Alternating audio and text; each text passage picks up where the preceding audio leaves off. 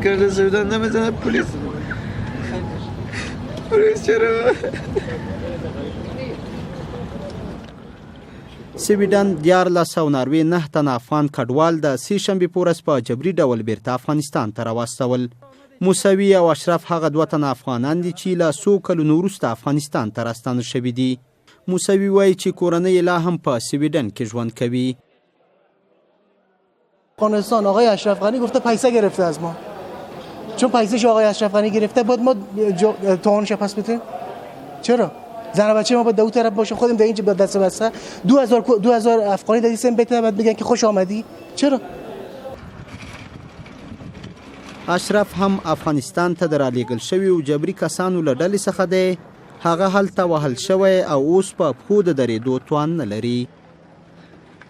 چرا وضعیت سویدن خیلی خرابه، خیلی دمی آخرهای خراب شده که خیلی زیاد فقط زندان همه در زندان هستن. زندان همه سعی کنی زندان فهمیدی هیچ جای جگه نیست، هیچ نه خانه است نه کار نه قبولی هیچ چی نیست.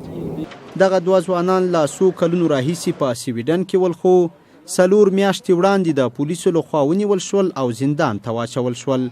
په ورته وخت کې د حامد کرزي د نړیوال هوایي ډګر سرحدي قماندان محمد آصف جبارخیل ازادي رادیو ته وویل وقتی که طیاره اینجا آمد امروز با نماینده مختلف ارگانهای زیربطی که اینجا برای پروسس همی موضوع اینجا اینا توصیف شدن، مفاهمه کردیم، با این مردم صحبت کردیم. در اول اینا کمک چیز خود نشان میدادن، اختلافات خود. پس وقتی که برشان قناعت دادیم اونا داوطلبانه تا شدن آمدن، اما پروسیشان انجام شد. دغه راستانه شوي کډوال وایي په هیواد کې د کار نشتون او امنیتي ستونزې هغه سول چې دوی په اروپا کې د یو هوسا ژوند د هیواد پرېښودو ته اړ کړل.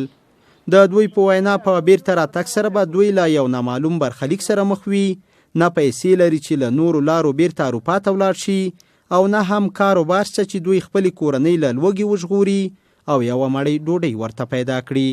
ابراهیم صافی، ازادي رادیو، کابل.